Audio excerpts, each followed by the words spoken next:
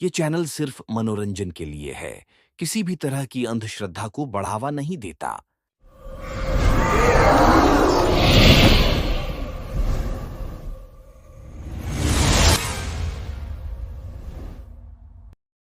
जंगल की वो काली रात मैं कैसे भूल सकता हूँ। उस दिन मैं शहर से लौट रहा था। गांव जाने के लिए कोई भी वाहन मिलना मुश्किल था। मैंने पैदल ही जाना ठीक समझा, क्योंकि हाईवे से गांव तकरीबन 2 माइल दूर था। मैं चुपचाप गांव की ओर चलने लगा। चंद्रमा बादलों में लुका छुपी कर रहा था। जब भी अंधेरा होता था तो कहीं से भेड़िए की आवाज मुझे सुनाई दे रही थी। मैं आगे पीछे देखता हुआ पूरी सावधानी से कदम बढ़ा रहा था। गांव वाले इस रास्ते के बारे में तरह तरह की बातें करते थे। लोगों का कहना था कि यहाँ लाल घूंघट वाली चुड़ैल रहती है। वह जिसे भी नजर आती है उसकी जिंदगी खत्म समझो। लोगों की ऐसी बकवास पर मैं यकीन नहीं करता था, इसलिए तो मैं बिना डरे चला जा रहा था। मैं कुछ दूर चला था कि मुझे रुकना पड़ा, क्योंकि कच्ची सड़क की दूसरी साइड पर बरगद का बड़ा पेड़ हिलने लगा था। मुझे अपने दादाजी की कही बात याद आ गई। वो अक्सर कहते थे, रात को कच्ची सड़क से घर लौट रहे हो, उस वक्त कोई अजीब घटना घटे तो तुम्हें रुकना नहीं है। दादाजी की बात याद आते ही मैं फिर से चलने लगा। तभी अचानक रात के वीरान सन्नाटे में किसी अनजानी स्त्री की हंसी गूंज उठी। मेरे बदन में कंपकपी दौड़ गई। हंसने की आवाज बरगद के उसी पेड़ से आ रही थी। मुझे कुछ ठीक नहीं लगा। मैं चलता गया तो अचानक मुझे ऐसा लगा जैसे कोई मेरे पीछे पीछे चल रहा हो। मैं घुंघरू की आवाज साफ साफ सुन सकता था। मैं लगभग दौड़ने लगा। तभी पीछे से आवाज आई, ओह बाबू, जरा रुक ना। कहाँ भाग रहा है तू? मेरे को साथ लेकर नहीं जाएगा? कब तक भागता रहेगा तू? एक ना एक दिन मैं तुझे दबोच लूंगी। की भयानक हंसी रात के अंधेरे में चारों तरफ फैल गई। भागते भागते मेरी सांसें फूलने लगी। हड्डियों को पिघला देने वाली ठंड अपना कहर बरपा रही थी, मगर मजाल थी कि वो मुझे छू भी पाई हो। मेरा बदन पसीने से लबरेज था। अब पीछे से आवाज़ आनी बिल्कुल बंद हो चुकी थी। मैं धीरे धीरे चलने लगा। तभी मुझे कुछ पेड़ों के बीच में आग जलती दिखाई दी। वहाँ पर एक अघोरी ध्यान की मुद्रा में बैठा हुआ था। मेरे कदम उस दिशा में चलने लगे। पूरी तरह सावधानी से मैं अघोरी के पास पहुँच गया। मुझे लगा कि शायद यह अघोरी उस चुड़ैल के बारे में कुछ न कुछ जानता होगा। वह आंखें बंद करके बैठा था। उसके चेहरे पे एक अलग सी चमक थी। मैंने उसे 2 हाथ जोड़कर प्रणाम बाबा जी ऐसा कहा। मेरी आवाज़ सुनते ही उसने अपनी आंखें खोली।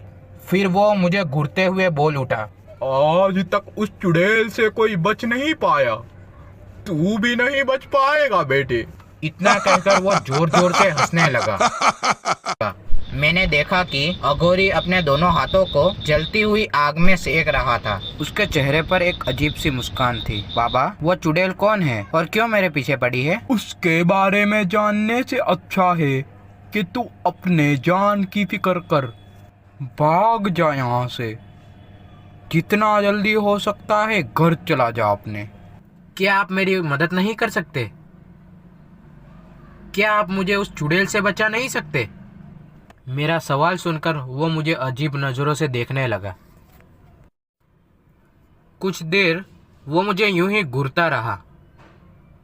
फिर अचानक बोला, मैं तुझे उस चुड़ैल से तो बचा सकता हूँ, लेकिन तुझे बड़ी कुर्बानी देनी होगी। मैं अपनी जान के बदले कुछ भी करने को तैयार हूँ बाबा। मैं चुड़ैल के हाथों मरना नहीं चाहता। फिर तू मुझे अग्नि की साक्षी में एक वचन दे। कैसा वचन बाबा? कि तू अपनी बात से कभी नहीं मुकरेगा। ठीक है, मैं वचन देता हूँ।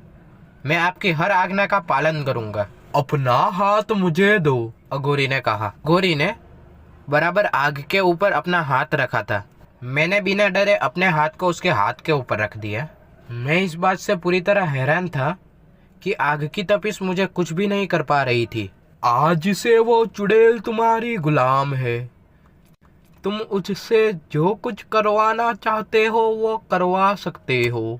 सिर्फ एक बात का ख्याल रखना कि किसी को इस चुड़ैल के बारे में भनक नहीं पड़नी चाहिए।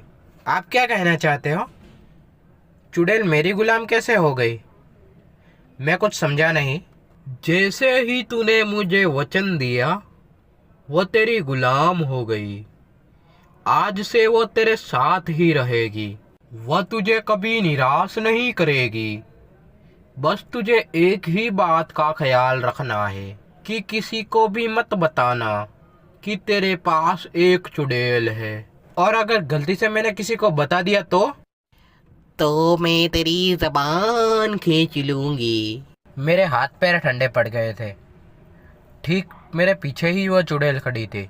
मेरे साथ धोखा करने की कोशिश मत करना, वरना मैं तुम्हें हमेशा के लिए स्वर्गलोक भेज दूंगी। मेरे तन बदन में खौफ की एक लहर दौड़ गई। मैं कांपती आवाज में बोल उठा, लेकिन मैं तुम्हें अपने साथ रखूंगा कैसे? किसी ने मेरे साथ तुम्हें देख लिया तो मैं किसी को क्या जवाब दूंगा? इसका उपाय मेरे पास है, चुड़ैल ने अपने डरावने दांत दिखाते हुए कहा। मेरे बालों में से एक चोटी काट लो, चलो जल्दी करो। अघोरी ने मेरे हाथ में चाकू थमा दिया। मैंने चाकू से उस चुड़ैल के बाल काट लिए। अब मुझे इस चोटी का क्या करना होगा? मेरी इस चोटी को अपने किसी शरीर के हिस्से को काट कर इस चोटी को उसके अंदर डाल देना और उस हिस्से को सील देना। फिर मुझे तुम्हारे अलावा कोई नहीं देख पाएगा। ठीक है, फिर मैंने सुकून की सांस ली। तो अब मैं जा सकता हूँ? हाँ, तुम दोनों अब जा सकते हो। मैं चलते चलते कांप रहा था, लेकिन चुड़ैल मेरे साथ चलते मुस्कुरा रही थी, क्योंकि मैं तो यही सोच के परेशान था कि हर वक्त मैं चुड़ैल के साथ कैसे रह पाऊंगा। अपनी जान बचाने गया तो ये मुसीबत मेरे गले पड़ गई। अब क्या होगा? मेरा रोम रोम कांप उठा। मेरे कदम घर की ओर जाने के लिए तैयार ही नहीं थे। फिर भी भारी कदमों से मैं अपने घर की ओर बढ़ने लगा। रास्ते में भेड़ियों की आवाज़ बढ़ती जा रही थी। मैं जैसे जैसे आगे बढ़ता जा रहा था, मेरे कंधों पर बोझ बढ़ता जा रहा था। तभी मैंने देखा कि उसके दोनों पैर मेरे कंधे पर लटक रहे थे। उसका मतलब था कि वो मेरे कंधे पर बैठी हुई थी। मैं बेहोश होकर जमीन पर गिर पड़ा।